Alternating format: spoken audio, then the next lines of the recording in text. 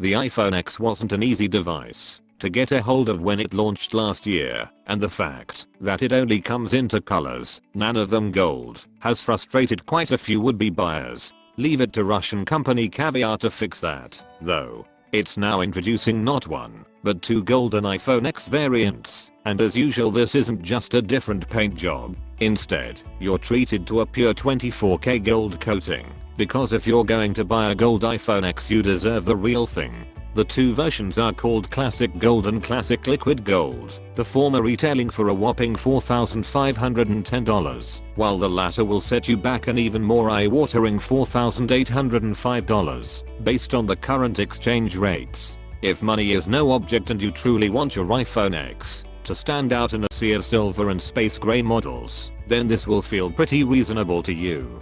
Both Caviar handsets are decorated with a legendary Apple symbol for the first time in the company's history, and with the liquid gold iteration you get an unusual shape that creates a sensation of liquid metal, as if it was transforming in the hands of its owner.